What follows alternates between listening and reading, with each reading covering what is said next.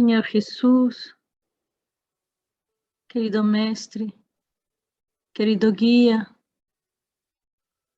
estamos, Señor, reunidos una vez más en tu nombre para un estudio bendecido, para aprender más sobre tus enseñamientos. Te pedimos, Señor, comprensión, discernimiento, inspiración. Te pedimos, Señor, que bendigas nuestro día, que bendigas a nuestras familias, nuestros seres queridos, que bendigas cada estudio, Señor, que podamos recibir siempre la presencia de nuestros benefactores queridos. Pedimos que nos envuelvan, que nos cuiden y que protejan a cada una de las familias que están presentes. Pedimos, Señor, que todos nuestros hermanos que vienen a estudiar con nosotros, encarnados y desencarnados, puedan comprender más, puedan, Señor, sentir tu presencia en sus corazones, que podamos, Señor, todos aprender juntos, que podamos caminar contigo. Ilumina, Señor, nuestros caminos, ilumina nuestros corazones. Ayúdanos a encontrar, Señor, la simplicidad, la humildad, seguir tu ejemplo, Señor, en todos los sentidos. Te pedimos, Señor, que nos acompañes hoy y siempre, que podamos entender tu ejemplo de inmortalidad, Señor. Nuestra alma es como la tuya, porque fuimos hechos por el Padre. Que podamos entender, Señor, el estudio de hoy y que pueda estar grabado en nuestros corazones y en nuestras almas, para que podamos, Maestro, vivir con más alegría, con más esperanza en el futuro. Gracias, Señor. Obrigada por tu presencia. Obrigada por tus enseñamientos. Obrigada, Señor, por tu ejemplo. Pedimos que nos ayudes a vivenciarlos día a día. Quédate con nosotros, hoy y siempre. Que así sea.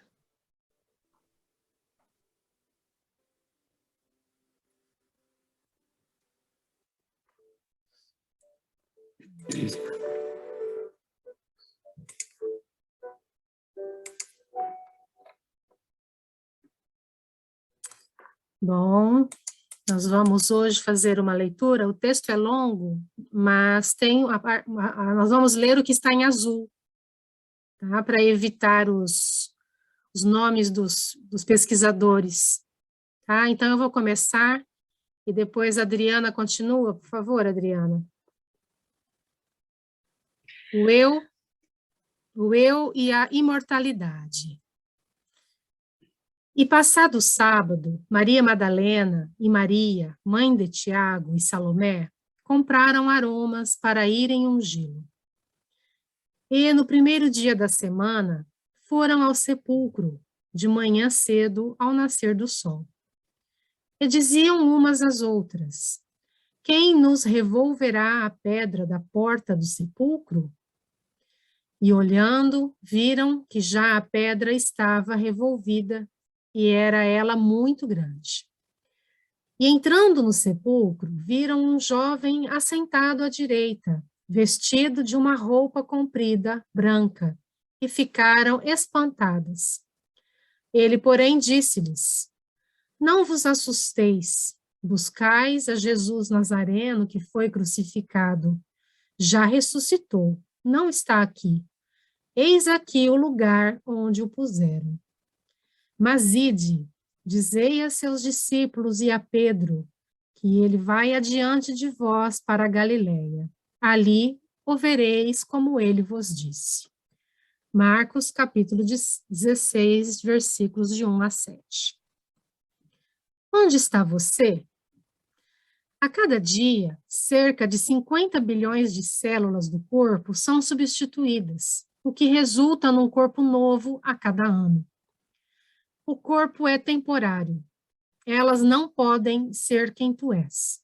A cada segundo, 500 mil células do teu corpo morrem e são substituídas. Então, nossa conversa terá de ser breve. Muito de ti terá morrido antes de terminarmos de falar. Com quem estou falando quando falo contigo? Não com teu cérebro, é certo. Ele não passa de uma coleção de gordura e proteína, composta de 85% de água comprimida, dentro do recinto escuro do teu crânio. Entre 50 e 100 mil células cerebrais morrem a cada dia. Tu não és o teu corpo está em constante mudança. Não obstante todos estes experimentos e descrições dos processos de ativação cerebral, não explica como a atividade neuronal pode ser causa da consciência. De maneira semelhante, todas as tentativas empreendidas para especificar os mecanismos neurológicos da consciência, em termos de processamento neurobiológico de informações, mesmo as teorias sociais da consciência, não conseguiram provar essa relação causal. Ninguém entende como as decisões se formam ou como a imaginação é liberada, em que consiste a consciência ou como ela deveria ser definida, são outras questões igualmente enigmáticas. Apesar do sucesso maravilhoso da neurociência no século passado, parecemos estar tão longe de entender os processos cognitivos como estávamos há 100 anos. A maior parte das explicações representam o cérebro como um computador. No entanto, ao o abordarem, não conseguem explicar por que temos sentimentos e consciência, uma vida interior. Assim, não sabemos como o cérebro produz a consciência. Pouco progresso foi alcançado em entendimento científico dos fenômenos mentais.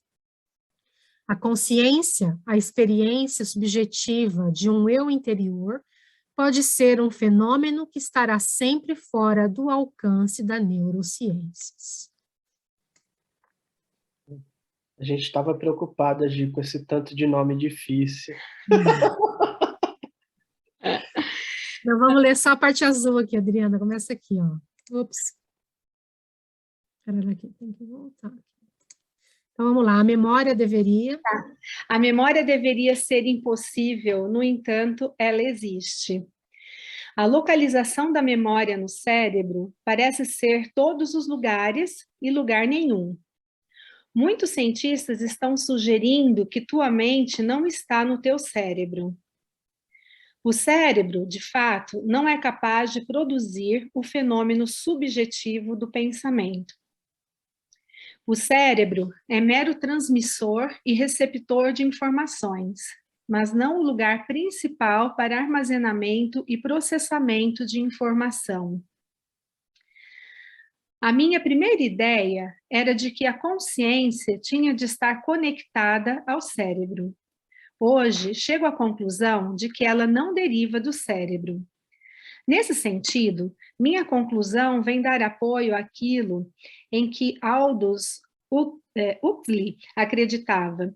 Ele chegou à conclusão de que talvez o cérebro haja como uma válvula de redução, a qual, na verdade, nos protege do excesso de absorção de informação cósmica.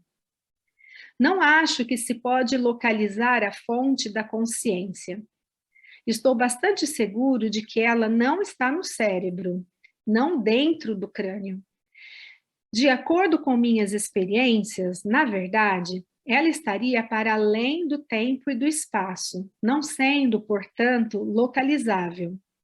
Na realidade, tu chegas à fonte da consciência quando dissolves quaisquer categorias que implicam separação, individualidade, tempo e espaço, e assim por diante. Tu apenas a experimentas como uma presença.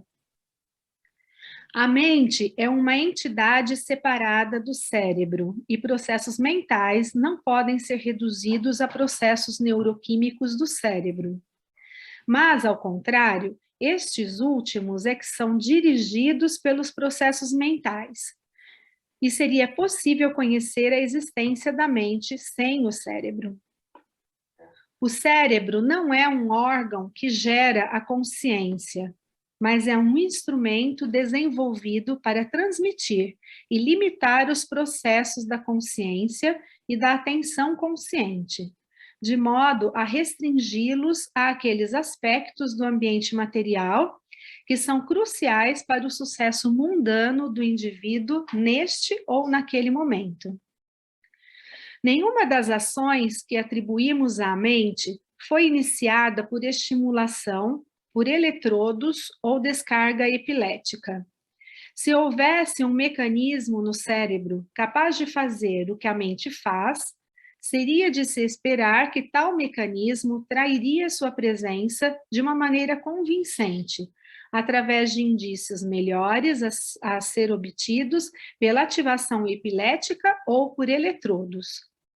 A mente, escreve ele, exerce seu impacto sobre o cérebro, mas ela não está no cérebro.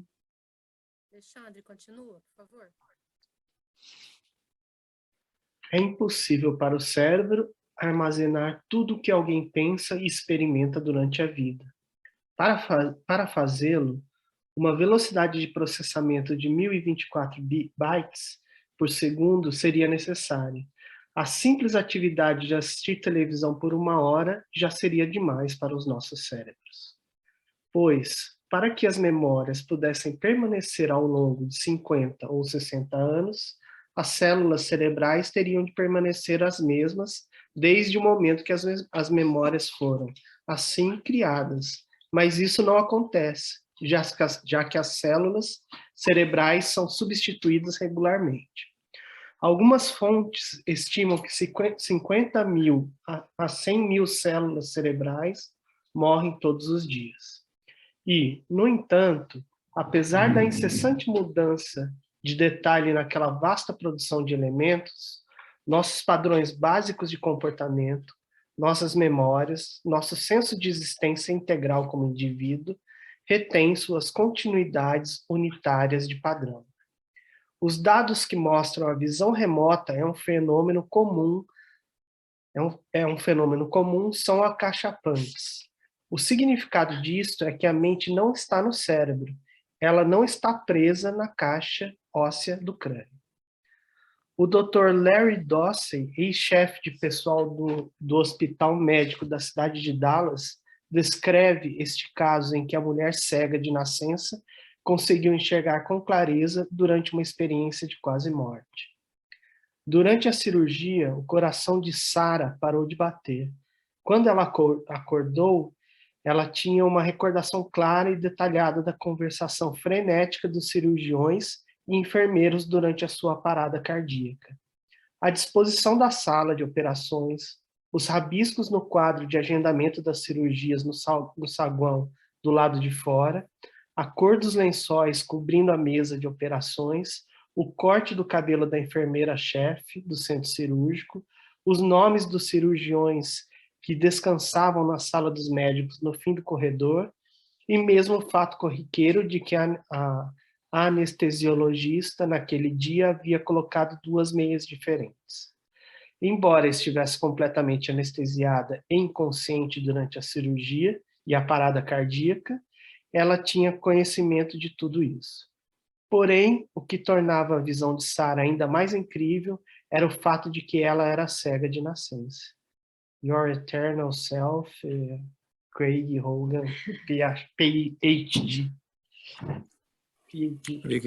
Obrigado a todos.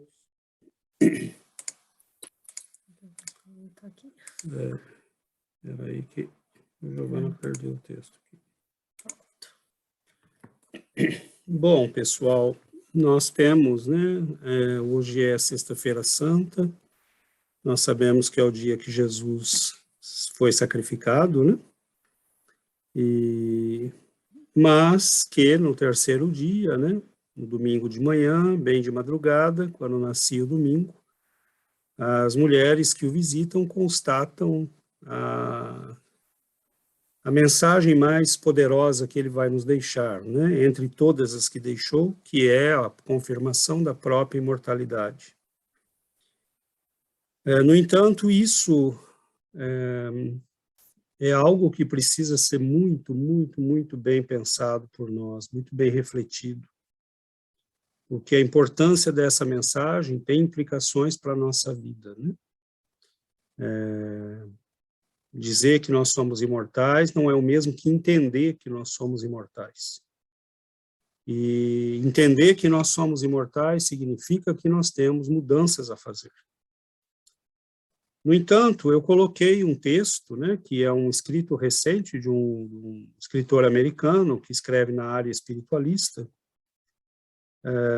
com um breve levantamento aí de vários, né, nós não lemos os nomes dos vários cientistas que ele cita, né, mas é uma coleção grande de cientistas que estão todos testemunhando, né, que a consciência humana não está no cérebro, né, o indivíduo, a individualidade humana não é um produto do quimismo cerebral, da nossa neurobiologia, não é dali que nasce a nossa alma.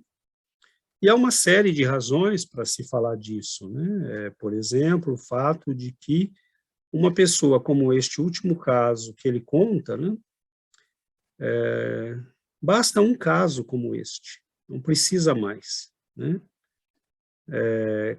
Como essa pessoa pode ter memória, né, visual se ela não enxerga, né? Durante toda a vida ela não enxergou. Como é que ela pode se lembrar de coisas que são impossíveis se toda a nossa memória passa pelos sensos e são registradas em células que algumas permanecem, nós sabemos, né? Mas que a maioria vai sendo trocada ao longo de toda uma vida, né? Não tem como, né?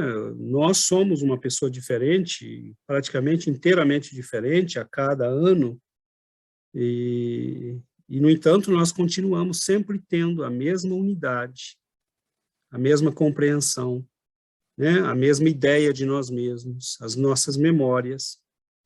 E é óbvio, né, que se os cientistas insistissem na questão da memória como sendo um produto do cérebro, eles teriam que explicar como é que nós temos memórias que não pertencem a essa vida, por exemplo. Né? Ou como nós temos memórias que vão além da percepção sensorial que nós temos habitualmente no nosso corpo, no caso de morte, né? E ressuscitamento, e no caso de mediunidade, que você pode descrever fenômenos, né? Ele fala telepatia, visão à distância, né? Países como os Estados Unidos, a Rússia e outros investiram durante muitos anos na pesquisa da visão à distância, porque seria muito interessante saber o que os nossos inimigos fazem, né? Nas suas instalações militares, por exemplo. E alguns casos foram muito interessantes, né? Há pesquisas que contam essas experiências que foram feitas nos anos 60, 70, 50, 60, quase 70, um período aí da Guerra Fria, né?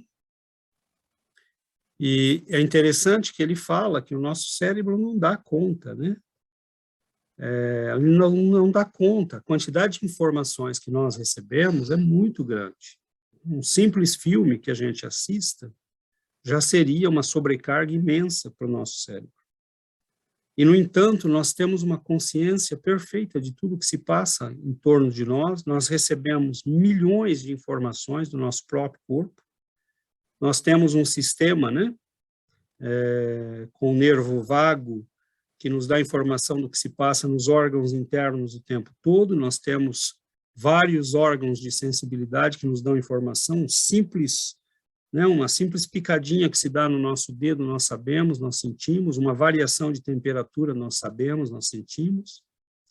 Então, nós temos um sistema que está o tempo todo funcionando, coletando milhares de informações, mas nós sabemos viver, nós não precisamos triar todas essas informações, né? O que significa que nós estamos preparados, né, por milhões de anos de evolução, a fazer o gerenciamento de tudo isso.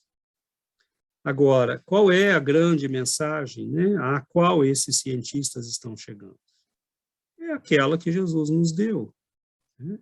E é aquela que a doutrina espírita vem nos trazer.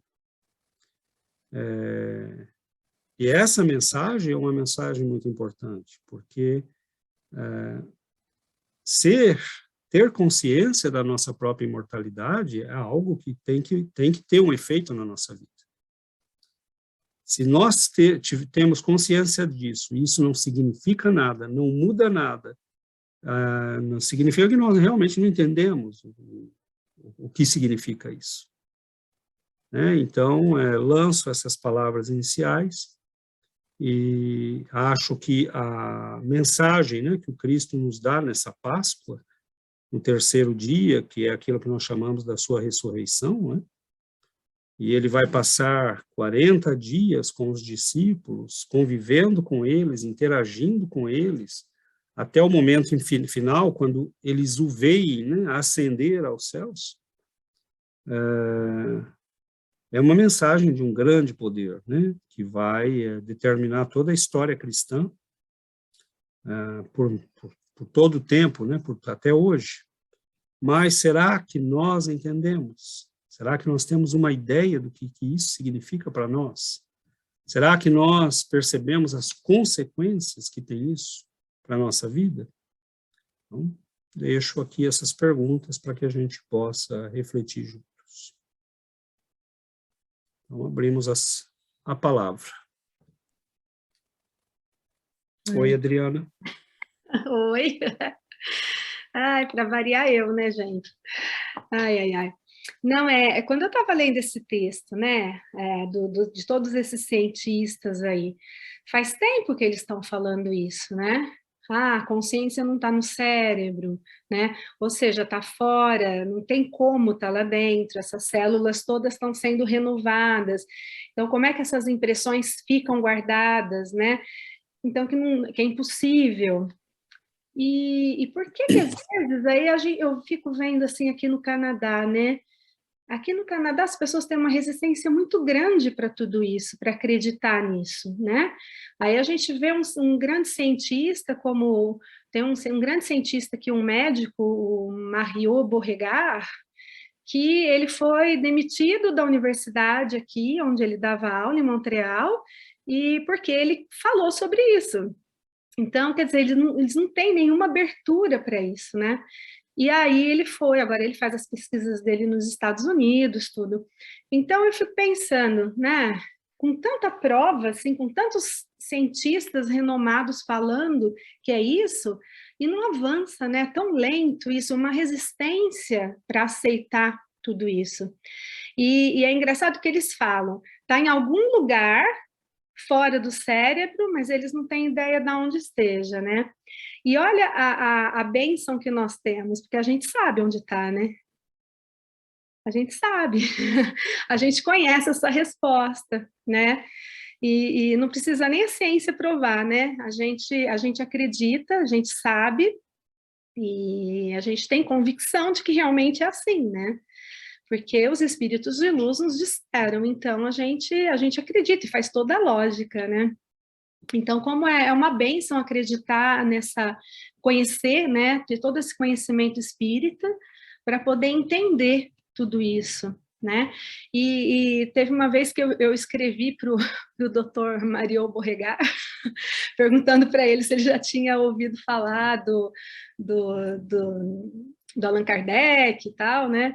Aí ele falou que conhece, sim, que ele tem conhecimento, que ele já foi ao Brasil, que ele já conheceu, já conversou com os médicos brasileiros espíritas, inclusive ele conheceu a doutora Marlene Nobre e tal. Bom, mas enfim, é isso. Às vezes eles até têm esse conhecimento, mas eles não falam, né? Porque eu acho que é aquela coisa, aquele tabu que eles têm de relacionar a ciência com a religião. Eles acham que falar de espírito é religião, né? Então, eu acho que é um tabu, é um choque, eu acho que eles ainda têm que tentar combater essa qual é a palavra que eu poderia usar? Bom, é isso, acho que vocês entenderam, né? Perfeito, Adriana. Excelente. Essa resistência é complicada, né? Isso ela tem um especialista, né, Thomas Kuhn, que ele fala da dificuldade que é mudar um paradigma na ciência. Muito difícil. E, às vezes, diz ele, tem que morrer toda uma geração de cientistas que adotavam a ideia velha para que a nova se estabeleça. Então, é muito complicado, mas o grande número de cientistas, né, que estão começando a olhar para esse lado da vida já indica que há uma mudança, né? Mas muitos estão dentro do velho paradigma. E o que é que significa estar dentro do velho paradigma? Significa que muitos dos órgãos que gerenciam pesquisa são controlados por essas pessoas. Então, quando você manda um projeto para pesquisar, por exemplo, o efeito da oração na saúde humana, pode não passar. Né? A telepatia, a existência de um corpo energético, eles podem falar, não, isso é loucura, né? Não tem nada a ver, isso não é ciência, isso é religião. Então, falar que tem um paradigma não é só numa coisa que as pessoas acreditam, né? Envolve dinheiro, poder, o que é validado, o que não é, o que é aceito, o que não é, né? Então, é muito complexo isso, mas há uma mudança, né? Já há um grande número de cientistas que estão começando a vencer essa barreira. E o que a Adriana falou é extremamente importante, né? Nós, espíritas, temos informações que podem ajudar nessas pesquisas, né?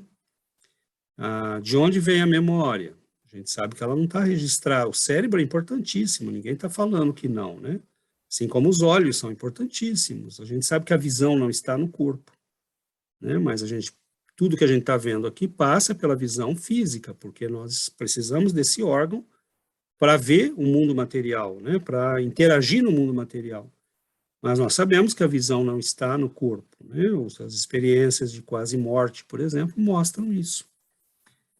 Que quando a pessoa se destaca, né, se desaloja do corpo, ela pode ver em 360 graus, por exemplo. Ela pode ver o que está se passando nas salas vizinhas. Né? Como a moça, por exemplo, que é cega e foi ler o nome dos médicos na sala de descanso. Né? Então, o cérebro é importante, mas não é nele que está a memória, né? E é lógico que ele tem, né? Ele deve armazenar por um período as memórias dessa vida que nós temos. Mas ele não dá conta de armazenar tudo, porque se nós pegarmos a quantidade de informação que ele recebe, o que é que ele armazena, né? Como é que a gente tria aquilo que vai ser armazenado? E nós sabemos, né, que essa memória é muito frágil, né? Essa que está no cérebro. É só um disco duro, podemos dizer assim, né? A memória RAM, né, do computador, aquela que é volátil, que a verdadeira memória não está, né? Ela está no perispírito. Então, e essa memória não é só uma memória de eventos e acontecimentos, é uma memória global, né? Ela é uma memória que guarda, inclusive, o nosso processo de evolução. Né? Como é que o espírito, ao se ligar, né, no processo da fecundação, como é que o perispírito dirige o processo? Não é de maneira consciente, né, porque o espírito já está entrando em inconsciência, né, porque está armazenado ali como um programa de computador que diz para as células o que fazer, né? Agora, como é que uma criança de 5 anos, por exemplo, pode ter memórias de vidas passadas? Não está no cérebro, ela não viveu isso. Né? E essas memórias são testadas, né? Porque falar que tem memória é fácil. Mas tem trabalhos de cientistas que foram, né, pesquisar essas memórias. Então, um garotinho fala, eu vivi em tal cidade, chamava tal, tem um nome tal. né? Morri de tal forma. E aí ele vai, né? E os cientistas vão e confirmam tudo aquilo que ele contou. Né? Tem um caso na Índia que a pessoa, ele tinha escondido, inclusive, um tesouro. Né? E o menino sabia. Ele falou, antes de morrer, eu tinha deixado uma caixa em tal lugar e está lá. Né? Foram lá e acharam os bens que ele tinha escondido. Então, como é que essa memória pode estar... E aí, bom, os cientistas podem, né, inventar hipóteses, mas é aquilo, né? Em ciência, a gente sabe que a navalha de Ockham nos diz que a hipótese mais simples é a mais correta, né? Mas é isso. Vamos deixar os outros falarem.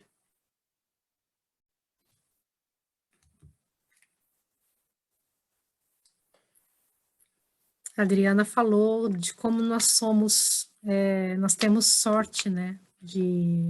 A ciência está andando, né? Está pesquisando, está descobrindo, muitas pesquisas em andamento, mas o Espiritismo tem falado disso desde 1857.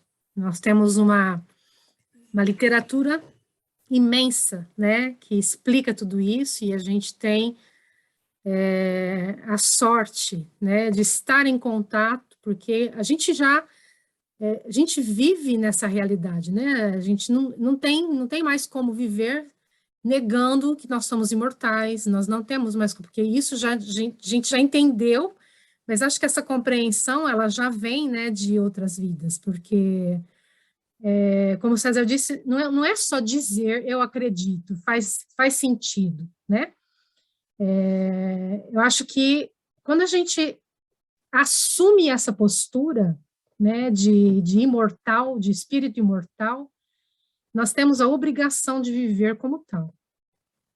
Mas, muitas vezes, quando a gente chega nesse mundo, as obrigações, o peso da matéria, tudo que a gente tem que fazer, que construir, né, isso vai meio que abafando essa realidade que já está em nós. Porque existe uma diferença, como ele disse, entre dizer, né, que nós somos imortais e entender, e praticar, colocar verdadeiramente isso na nossa prática do dia a dia. Porque não adianta nada a gente dizer, eu sou imortal, eu acredito que eu sou imortal, e continuar vivendo só para a matéria e para o corpo. E muita gente tem feito isso todos os dias, né? Se a gente faz uma análise da nossa vida, a gente vive muito mais para o corpo do que para o espírito. Então, a gente tem muita contradição, né, entre o que a gente acredita e os nossos atos. Porque não basta só acreditar, não basta só ter a certeza de que a vida continua depois da morte. A gente já tem certeza disso, mas nós estamos vivendo essa certeza? Nós estamos colocando na nossa vida, tomando decisões para que essas decisões beneficiem o nosso espírito e não só o nosso corpo? Então, eu acho que é uma reflexão diária, a gente está aqui em aprendizado, em evolução, né? Todo dia é um aprendizado, todo dia é uma batalha, às vezes, para a gente lutar contra o que a gente tem dentro da gente, mas se a gente fazer de conta que é só teoria, não adianta, não é só teoria, nós somos imortais, a nossa vida continua depois da morte. Nós vamos sair daqui e vai continuar, e nós vamos fazer o quê? Nós vamos ser o quê? Nós vamos estar em que condições? Então, não basta só ter essa certeza precisa se embutir em nós precisamos viver essa certeza, e trabalhar para que a gente cresça espiritualmente, não só trabalhar para o corpo, que é o que a gente tem feito na maioria das vezes, todos os dias. A gente trabalha 80% para o corpo e 20% para a alma, e olha lá se a gente faz isso. Porque no dia seguinte a gente esquece e continua a vida e vai fazer o que a gente tem que fazer, e o espírito fica sempre de lado. É uma vez por semana que a gente toma conta dele, é uma oração por dia, e a gente esquece, né, de sublimar o espírito, porque Os compromissos materiais são muito grandes, mas a sublimação do espírito é isso que realmente importa nessa vida. A gente tem que cuidar do corpo, mas a sublimação do espírito é o objetivo. Porque senão nós vamos passar essa vida e a gente, nem disse o Chico Xavier e o César contou aqui a semana passada, né? A gente vai entrar na fila da reencarnação, novamente, e vamos voltar quantas vezes na mesma situação? E ainda sem saber se nós vamos ter esse conhecimento, essa certeza que a gente tem hoje, porque hoje, tendo conhecimento, a gente é mais fácil trabalhar para o espírito, mas se a gente não, pensa no vizinho que não conhece nada disso, ele se justifica a vida dele material, mas se a gente voltar como vizinho na próxima encarnação, sem nenhum conhecimento, nós vamos crescer o quê? Então, acho que a gente tem que realmente focar nessa sublimação, fazer luz, porque essa oportunidade é única. E os benfeitores, eles vêm sempre e nos dizem sempre, aproveitem o tempo, aproveitem os minutos são preciosos. Aproveitem os minutos, porque esta vida de vocês é preciosa. A gente não sabe o que vai ser a nossa situação nas próximas, né? Então, o desenvolvimento dessa consciência é o mais urgente na nossa vida hoje. Muito bom. Abrimos a palavra. Oi, Yuri. Eu sempre penso nessa visão, nessa mudança de visão que nos traz a doutrina espírita, não? Quando entender essa imortalidade da alma, da reencarnação, da vida futura, essa mudança de ponto de vista traz a mudança de nossas ações necessariamente, não? Quando nós compreendemos realmente isso que a doutrina nos fala. Então, muitas vezes é muito difícil, porque essa compreensão, esse entendimento precisa esforço, traz esforço, porque nós precisamos mudar. Nós entendemos agora que nós vamos a reencarnar, que se nós não afrontamos nossos problemas, aflições de uma boa maneira, vamos a viver essas provas necessariamente a próxima. Então, é mais fácil dizer, não, eu não quero compreender, não quero entender essa visão que a doutrina nos traz, porque é muito mais trabalho personal a fazer. Então, eu penso muitas vezes como eu posso explicar a alguém a imortalidade da alma, como eu posso, sobretudo a minha família, quando nós fazemos estudos e isso, eu digo, qual é a melhor maneira de explicar a gente essa visão que a doutrina nos traz sobre essa imortalidade, não? Sobre essa mudança que traz em nós esse novo ponto de vista. Então, é isso. É difícil. É difícil a mudança. Tem que vir um pouco das pessoas, né? A gente pode explicar como nós estamos fazendo aqui, né? A gente tem que estudar, tem que ler um pouco, tem que... Aí vem um pouco da maturidade, né, de cada um de nós. Mas isso que você e a Giovana falaram é realmente... A gente traz esse tipo de texto, né, que é para mostrar que nós não estamos, né, falando uma loucura, que estamos completamente fora, estamos no campo da fé puramente, né? Nós estamos, a ciência está caminhando nesses últimos 150 anos, ela só caminhou para confirmar o que o Espiritismo já falou. E ela está muito longe de entender tudo que nós já entendemos. Ela está muito longe, por exemplo. Quanto tempo vai levar para ela entender o perispírito? A importância do perispírito em todo o processo de vida, reencarnação, memória, mediunidade, doenças. Ela nem chegou lá ainda, né? Então, nós estamos 500 anos avançados. Mas o que a gente faz com isso? Isso é angustiante, porque está tudo aí, é só ler. No Missionários da Luz, que nós começamos a estudar nas quartas-feiras, a gente vê o André Luiz fazendo a comparação. Na medicina terrestre, eu tinha estudado isso, isso e isso, e olha aqui, aí ele fazendo as observações dele, da diferença. Então, quer dizer, é incrível, né? Então, E ele está dando um monte de pistas ali, né?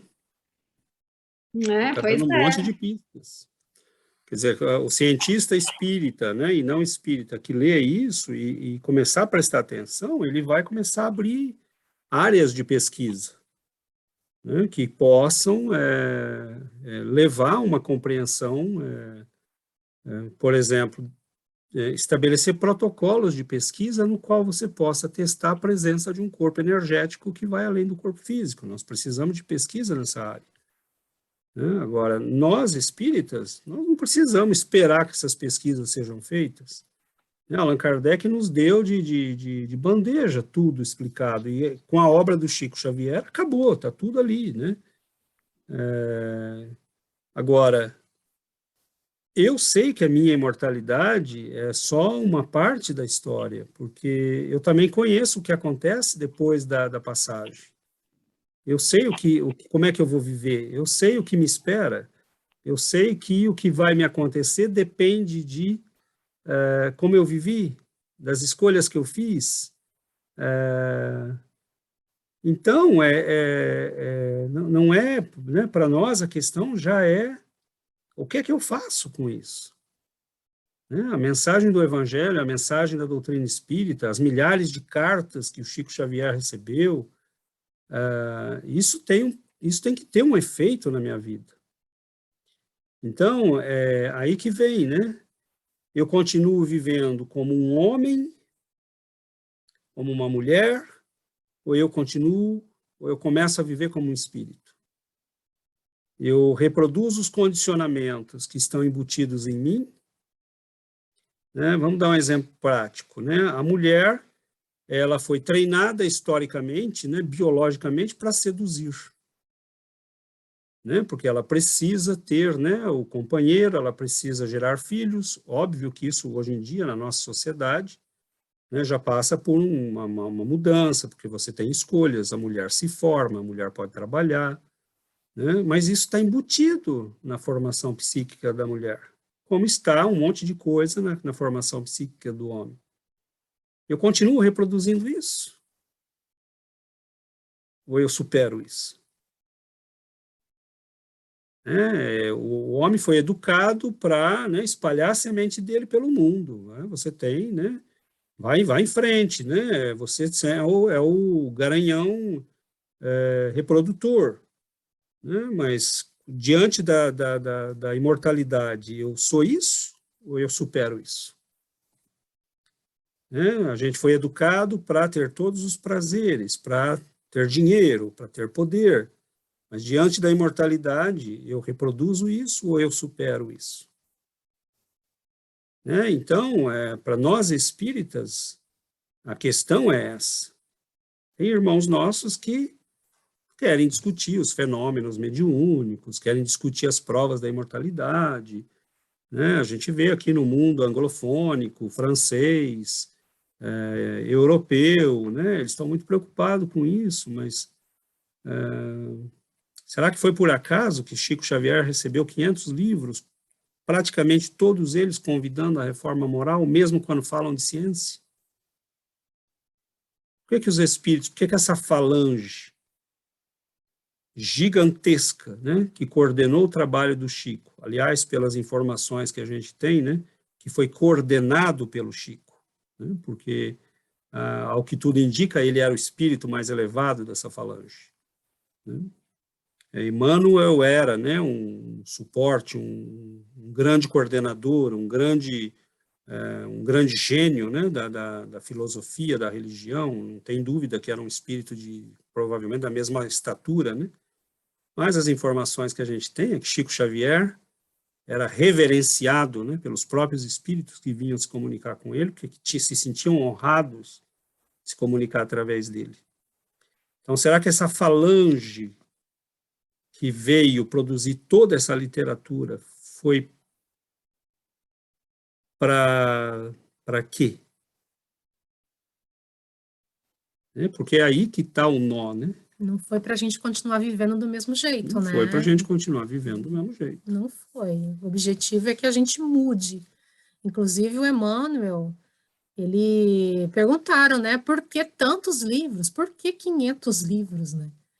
E ele diz, porque vocês estão chegando do outro lado em situações deploráveis. Demência, né? Em situações de demência. Vocês estão desencarnando em situações terríveis, chegando lá do outro lado em condições horríveis, assim, sem consciência, né? Então, esses 500 livros não estão aí para ficar nas bibliotecas, né? Eles estão aí para serem lidos e estudados. Profundamente. Né? Como o Missionários da Luz, que a Adriana citou, que a gente está estudando, é de uma riqueza, não é um livro de leitura, é um livro de estudo, é um livro que a gente, essa semana, fez o estudo da glândula pineal, a riqueza que tem em cada frase daquele benfeitor Alexandre, a gente teria que parar frase por frase e estudar uma por uma, porque faz a ligação, né, do que a gente tem, uma pequena glândula que a gente tem no meio do cérebro com a nossa vida toda, nosso corpo todo, né, e com como a gente reage diante das situações, e como que a gente ainda é vítima do que a gente foi, né, a gente ainda tem dentro, né, de nós ainda os resquícios muito fortes do que a gente foi no passado. E isso vem à tona durante essa vida e tem um peso muito grande. Então, é a luta para que a gente apague essas memórias e que a gente faça novas memórias, né? Que a gente faça uma nova vida. Sabendo de tudo isso, que a gente se reconstrua, que a gente faça uma limpeza geral e recomece uma nova pessoa, né? Um novo ser. Usando todo esse aprendizado, toda essa vivência como combustível. Porque tudo que foi vivido é experiência, mas tem que ser combustível para uma nova vida. É a experiência que vai ser usada para a construção de um novo ser. Porque essa luz tem que brilhar, e a gente tem que ter pressa disso. Olha a gente para fora, a gente é herdeiro de Deus, a gente é filho de Deus, mas não sabe viver como filho de Deus. A gente vive ainda como verme, se arrastando. Nós temos uma herança divina, e a gente a gente ignora isso, faz de conta que... Mas isso porque a gente não para refletir. A gente tem que parar e fazer uma reflexão do que nós somos filhos de Deus. E a gente tem que levar isso muito a sério e parar de se arrastar.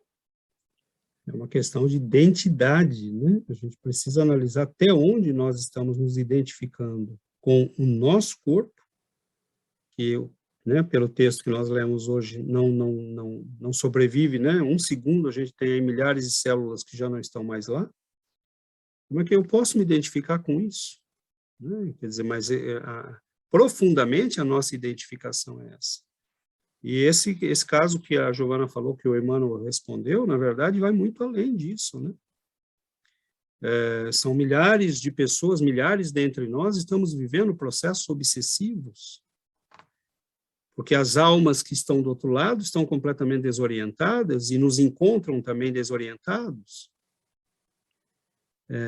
Então, nós deixamos a matéria, mas continuamos vivendo como se estivéssemos na matéria. Então, você tem espíritos que estão desencarnados e que se surpreenderiam se você falasse para ele, olha, você não está mais vivo, você percebeu? Né? Você não está mais vivo no corpo. Né? Então, essa tomada de consciência da nossa verdadeira identidade é uma coisa muito séria. Né? A gente ficar falando, lendo romance espírita, lendo livro espírita, mas agindo, né, com a mesma estrutura de pensamento, de vida, que nós agimos nos últimos séculos, milênios, não tem sentido. Né? Porque é negar as evidências, né? Negar aquilo que é óbvio, que nós já estamos vendo e entendendo. Então, os espíritos estão vendo como a humanidade, né, chega do outro lado, e não só como chega do outro lado, como nós estamos vivendo aqui, né? Quantos milhares de casos obsessivos vindo de degradação sexual, de uso de álcool, de uso de drogas, né, de dramas psicológicos nas famílias. Né, nós estamos vendo muita tragédia na vida humana, e porque nós ignoramos quem nós somos. Nós não assumimos a nossa verdadeira identidade de filhos de Deus imortais. Então, quando eu assumo essa identidade, ela tem que repriorizar a minha vida. E isso é muito pessoal, porque cada um de nós tem que analisar a si mesmo, né?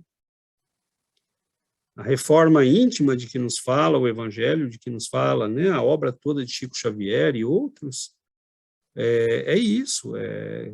O que é a tua prioridade agora? Você é o mesmo de sempre ou mudou? As tuas ações são guiadas por quem? Por quais valores? Por quais motivos?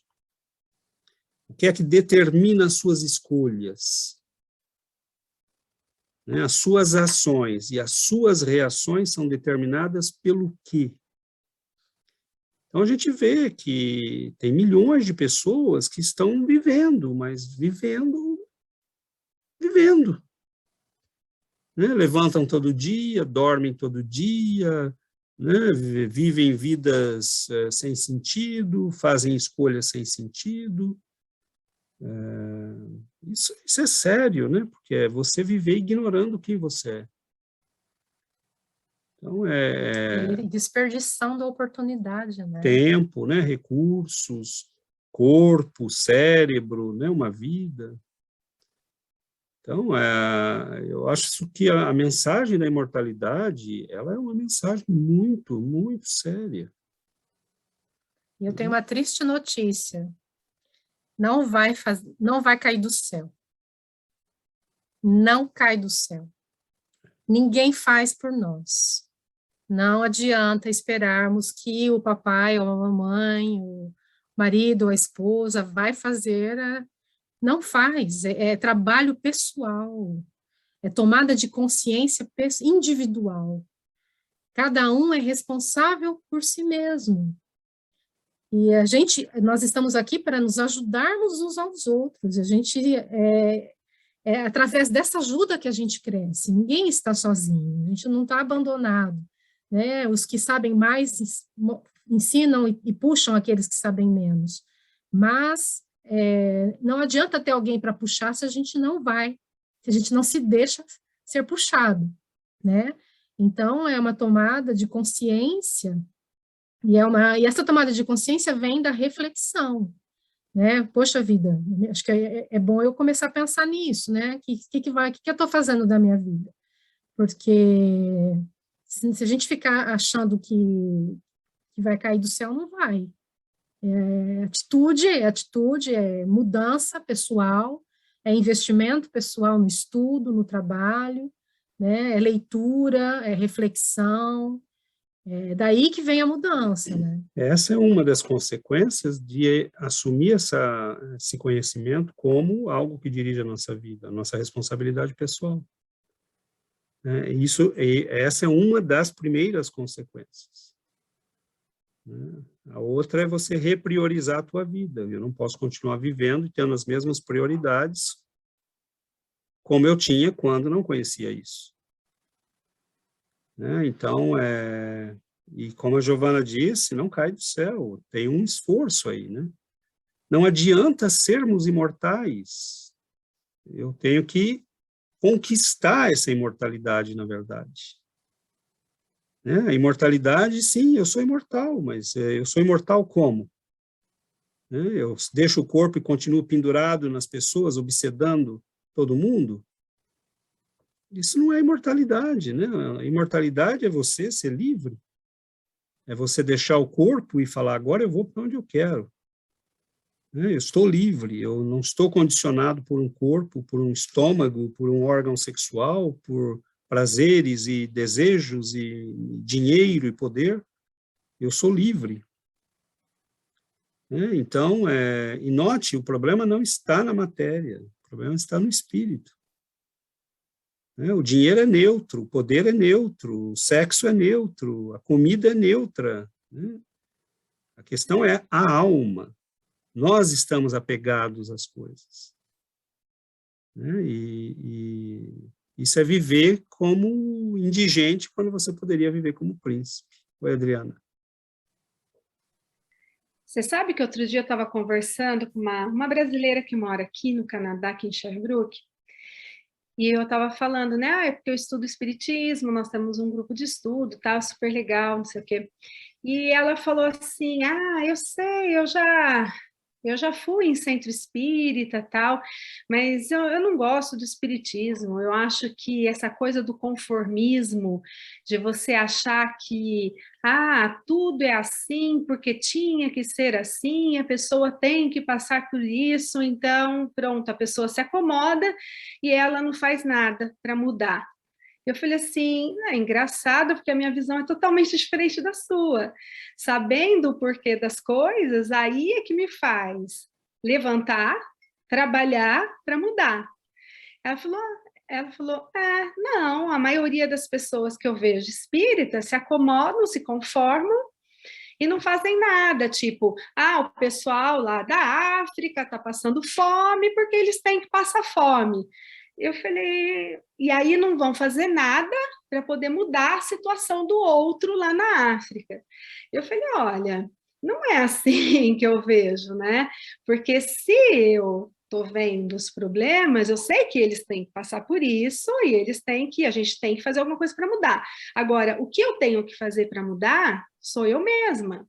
Porque eu me mudando, eu vou ser um exemplo para que o outro mude, e o outro vai ser exemplo para o outro mudar, e com isso todo mundo começa a mudar. E um dia não teremos mais fome na África, né? Então aí ela ficou assim olhando para mim, eu não concordo. Bom, tudo bem. Né? Aí a gente deixou quieto, não falamos mais, né? Ela, né, na verdade. Ouviu a primeira ideia e ficou acomodada. E aí eu fiquei pensando, né? Mas aí eu viajei com meu filho, eu viajei sozinha domingo, né? Sábado, né? Sábado ou domingo, sei lá, sábado. E aí eu achei interessante, porque nós tivemos uma conversa bem interessante, assim, no sentido de ele falou assim, mamãe, então, porque eu vou fazer o meu curso de paleontologia, porque tem anos já que ele fala que ele quer ser paleontólogo. Aí um dia eu falei assim para ele, interessante, acho legal você fazer esse curso de paleontologia, mas eu só queria saber uma coisa, será que esse curso vai te acrescentar alguma coisa para a sua vida espiritual? O que vai te adicionar para isso, para a importância sua na imortalidade da sua alma? Aí ele, não sei, mamãe, acho que nada, né? Eu falei, talvez, não sei, mas a gente podia pensar também, tem vários outros cursos, quem sabe você poderia estudar alguma coisa, fazer alguma coisa para você ser um cientista e fazer pesquisas na área para poder ajudar a provar as coisas do espiritismo, ou então trabalhar, escolher uma profissão que você possa ajudar as pessoas, para fazer bastante caridade e ajudar mesmo o seu próximo. Mamãe, eu nunca tinha pensado nisso, mas né, você pode me dar ideias? Eu falei, então, vamos pesquisar e a gente vê. Então, quer dizer, né, eu acho que eu não tive isso quando eu era jovem, né? Quando eu fui escolher minha profissão, eu escolhi minha profissão pensando se eu ia ter um status, se eu ia ganhar dinheiro, como que ia ser, né? E aí hoje não, eu já estou tentando mostrar para o meu filho que o importante não é esse status, não é dinheiro, não é nada disso, mas alguma coisa que ele possa fazer para acrescentar, para ajudá-lo na evolução dele, né? Na evolução intelectual e moral ao mesmo tempo. Então, eu achei interessante essa nossa conversa. Ele tem só 13 anos, né? Acabou de fazer 13 anos, mas já estou tentando direcioná-lo para isso, né? E não só com ele, quando a Ana chegar nesse tempo também eu vou tentar fazer a mesma coisa, mas é isso. Então, A gente vai revendo, né, valores, direção de vida e tudo mais, né? Então, faz parte do processo de tomada de consciência, né? Oi, Sebastião.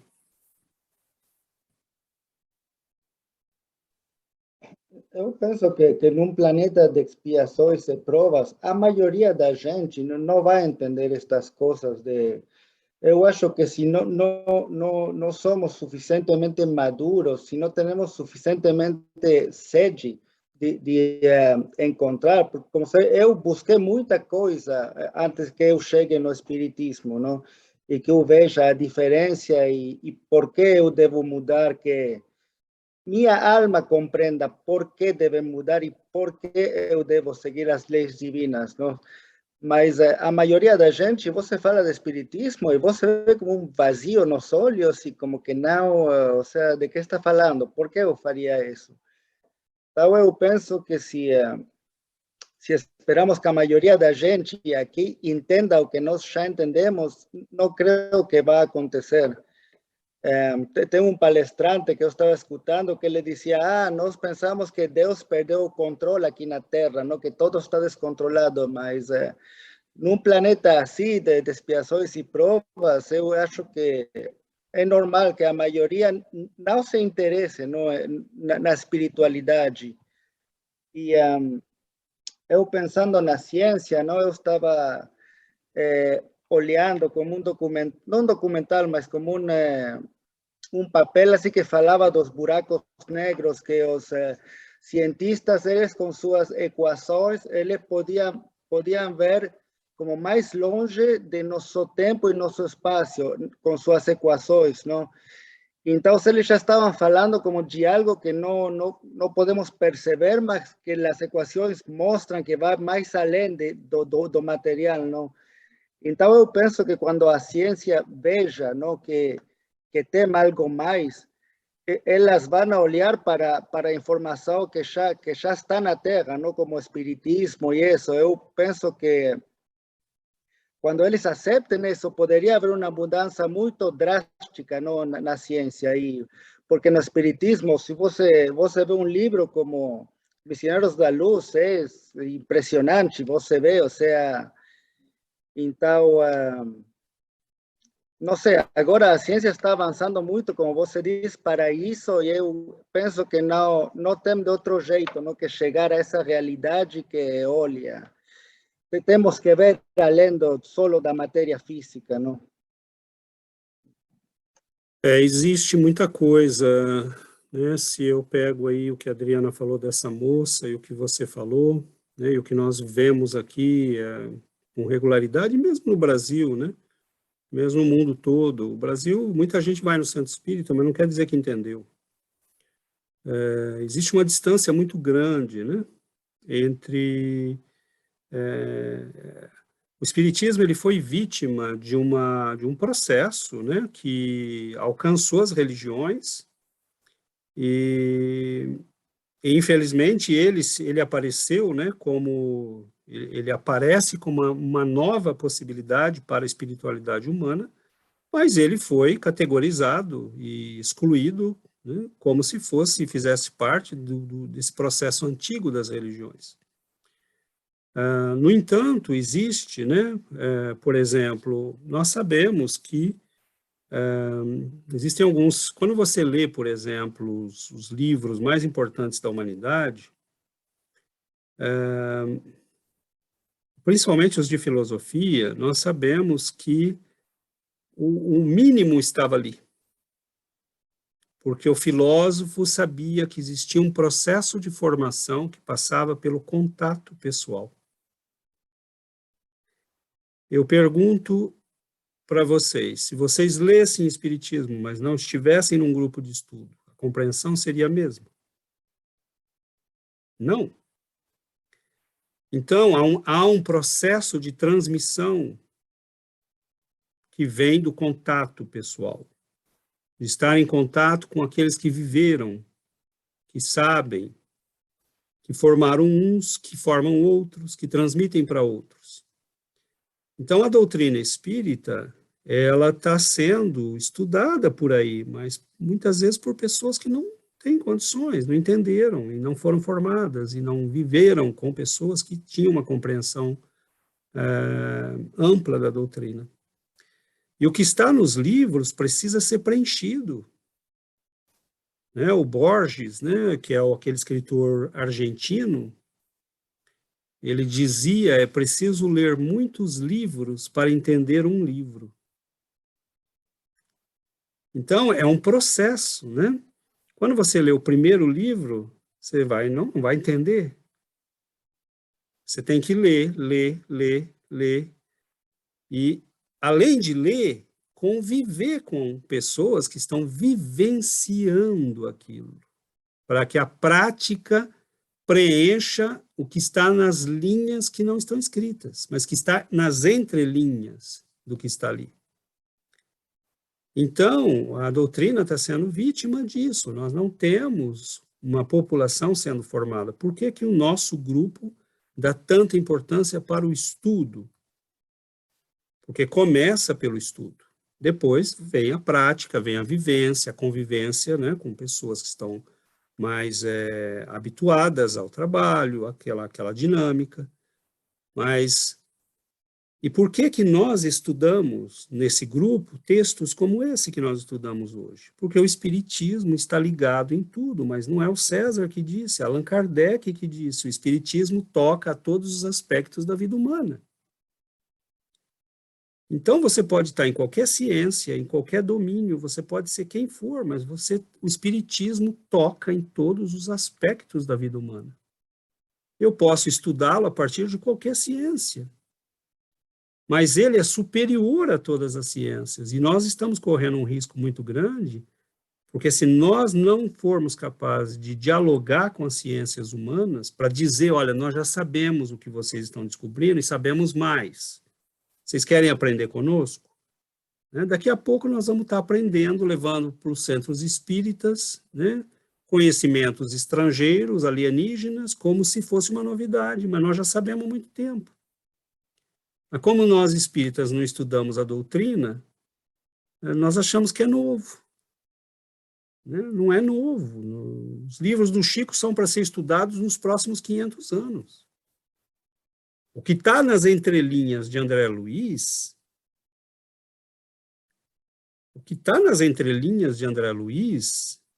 é bomba atômica. É bomba atômica o que está ali. Vai mudar completamente a nossa compreensão.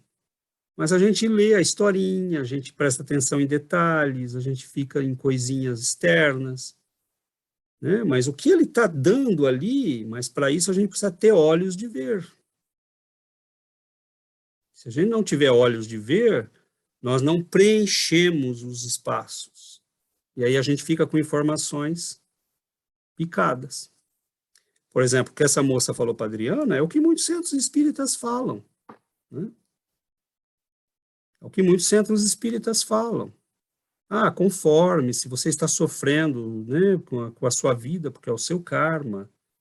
Né, mas não lê o Espiritismo, porque lá no Evangelho segundo o Espiritismo está muito claro, né, causas atuais das aflições. Tem aflições que não são do passado, são dessa vida. Você fez um monte de escolha infeliz. Né, então, mas nos centros espíritas a gente, né, fala isso.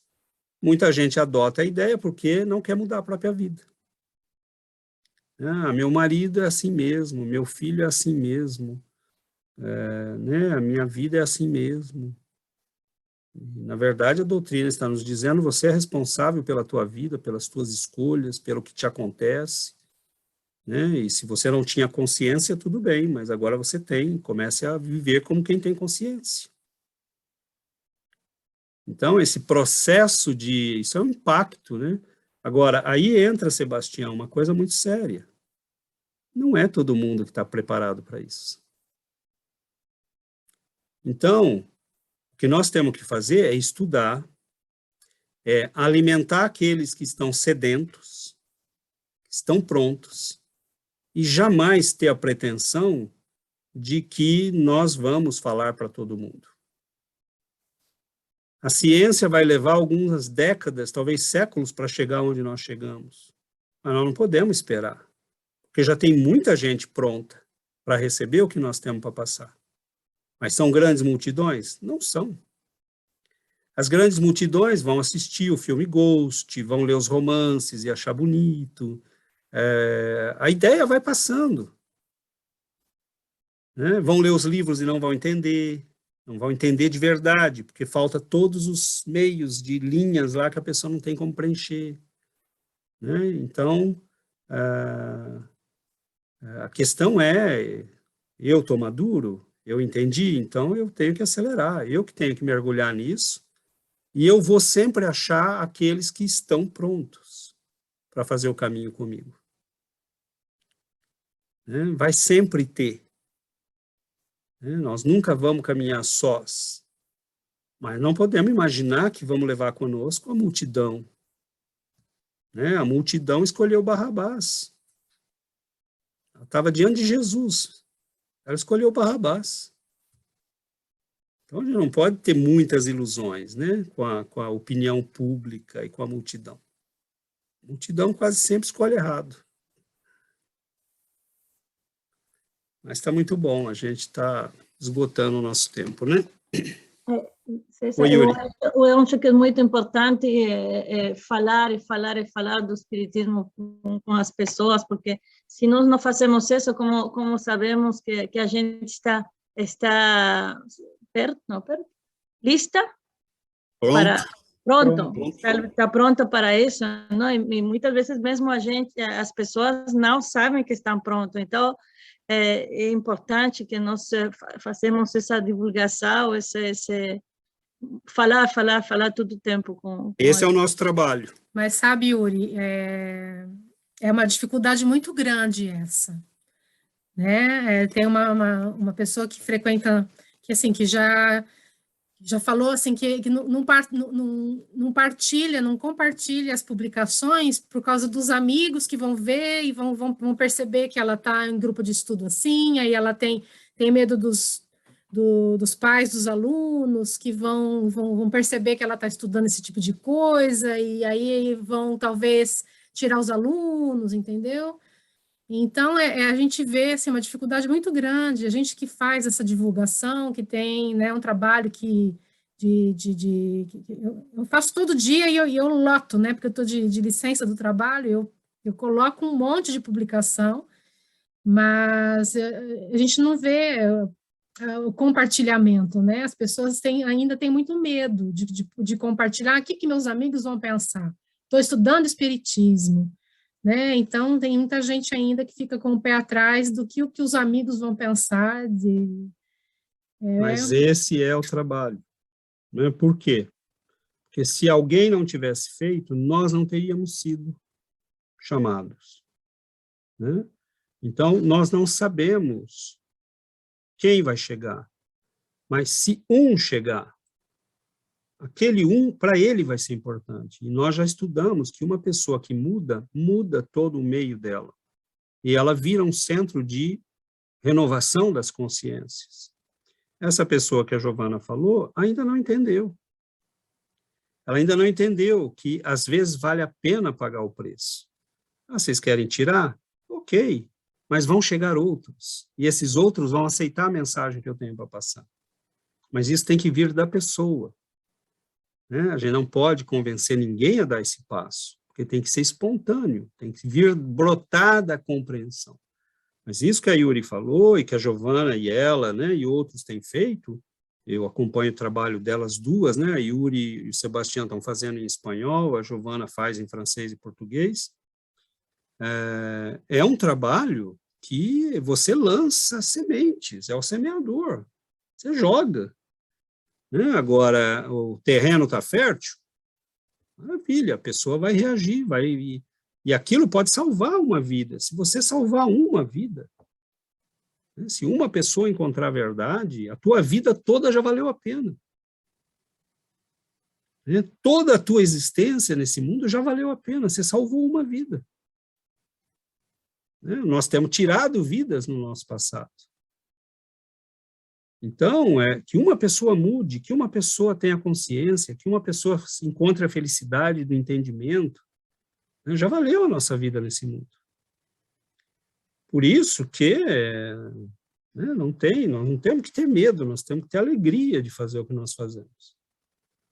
Né? E levar a mensagem, e vamos ser incompreendidos, as pessoas vão olhar atravessado, azar delas, né?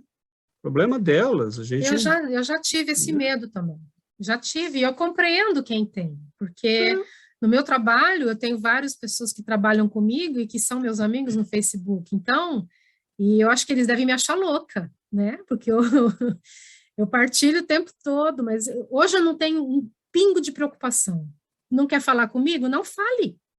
Não tem problema. Eu tenho muitos outros amigos, olha assim, ó, a sala está cheia aqui. Não tem problema se os meus colegas de trabalho não querem falar mais comigo. Não é o caso. Não é o caso, porque eles falam, mas se não quiserem, eu respeito, mas eles vão respeitar também o meu modo de ver as coisas, né?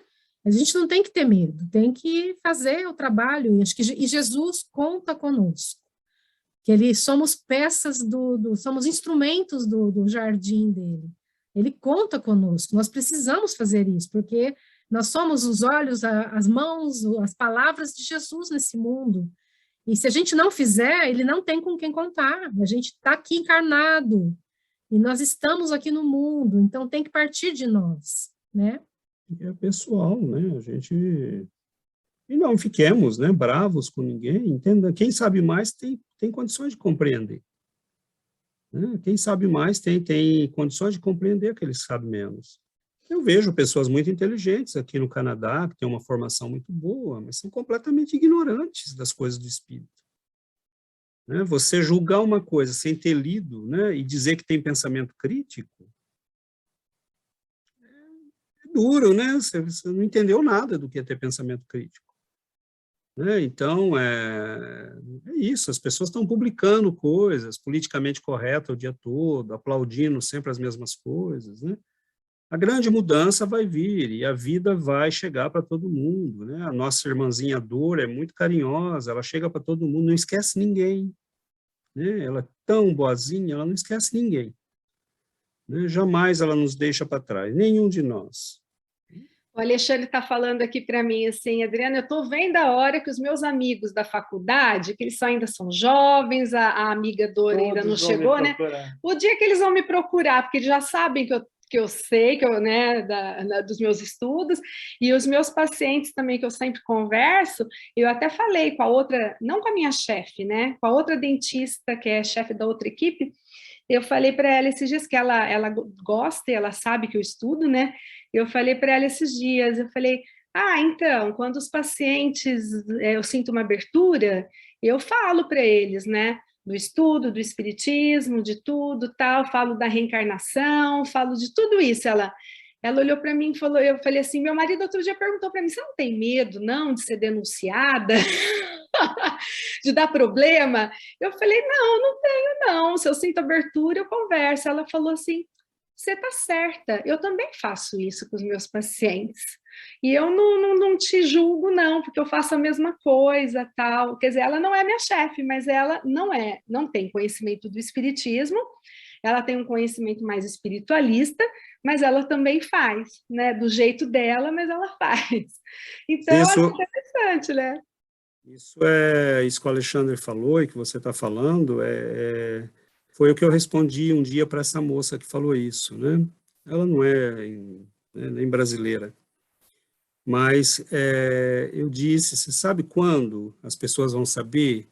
Sabe quando você vai saber? Porque ela comentou, é gozado que a gente entra por esse caminho, né? Algumas pessoas começam a se afastar da nossa vida, a gente percebe que as amizades vão mudando, e aí eu falei, sabe quando você vai perceber que está no caminho certo? Quando aqueles que se afastaram voltarem para te pedir ajuda. Porque você é a pessoa equilibrada. Eles vão ver que a tua vida está bem. Você está feliz.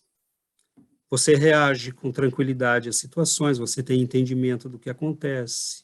Você não se abala diante de coisas que os abalam. Então confie. Porque logo, logo eles vão voltar a te procurar, né, para pedir ajuda. E aí você vai saber que está no bom caminho. Então aguarde que isso vai acontecer. E acontece, é batata. Né? Porque as pessoas estão perdidas, estão desorientadas, e de repente elas encontram alguém que está tranquilo. Não, eu sei lidar com isso, eu sei o que é isso. O sujeito está gritando, parece que está possuído. Ele está mesmo, mas espera aí que eu sei como é que eu faço. Então é isso, nós sabemos lidar com isso, né? E as pessoas entram em pânico. Então não temos que ter medo. A mensagem da imortalidade é a mais linda, né, que o Senhor nos deixou, e que a gente viva de acordo com essa mensagem, né? Vai chegar o dia que a gente vai sentir o que os grandes santos sentiram. Cada dia preso no corpo é uma bênção, uma oportunidade, mas é uma prisão. Mas, por enquanto, é uma prisão que a gente adora, né? A gente não pensa a vida sem ela, mas um dia a gente vai entender que é uma prisão. Mas é um processo, né? Um dia de cada vez, um passinho de cada vez. Muito bom, muito bom, muito bom. Vamos, então, fazer a nossa prece.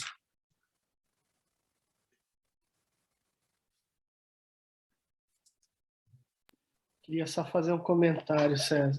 Pois não. Eu perdi muitos amigos encarnados, mas ganhei muitos amigos desencarnados. E, na verdade, ganhou muitos outros encarnados, né? Porque hoje, se você chegar lá em São Paulo, você pode fazer: oi, Gláucia, oi, Daniel. Se você passar por Araraquara, você pode falar: Paula, você está aí? Né? Se você for para o México, você fala: Dona Rosa, a senhora pode me dar um alô, Yuri, Sebastião? Então, na verdade, né, é ilusão, a gente ganhou muitos amigos, né? E aqueles que se afastaram, não é a hora deles. Né? Que Deus os abençoe. E quando eles estiverem prontos, a gente vai estar pronto para orientá-los. Agora, eu não posso viver para agradá-los, eu não posso viver uma mentira, né? Eu não posso viver uma mentira para agradar a galera. Você conhece a verdade, viva com a verdade, assuma a verdade. Não precisa ser intrusivo, mas não pode viver uma mentira, né? Bom, vamos aprendendo, né? Vamos fazer a nossa prece.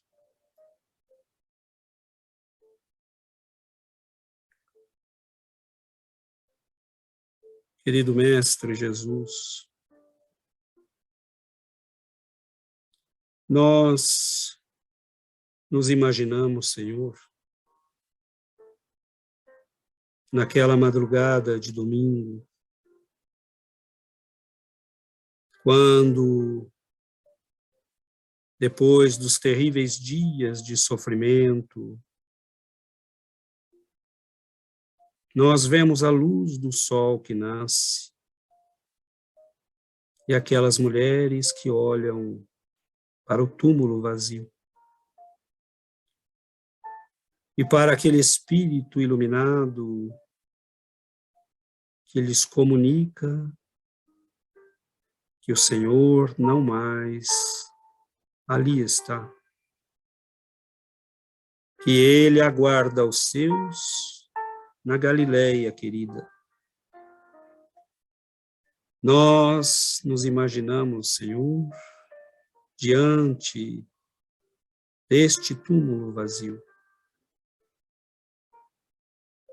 Naquele dia, naquele momento, o Senhor nos comunicou a nossa verdadeira identidade. E desde este dia, nós passamos a ter escolha. Viver como um corpo, ou viver como um Espírito eterno, Filho de Deus.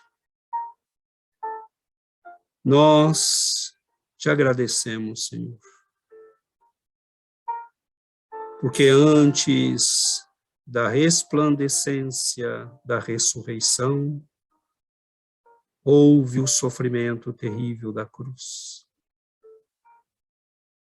E antes que nós possamos brilhar,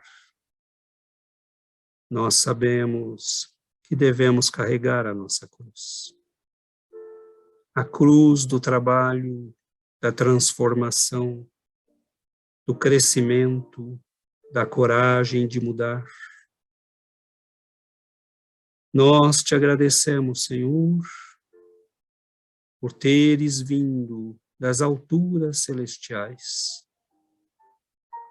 para estar conosco e para nos mostrar quem realmente somos.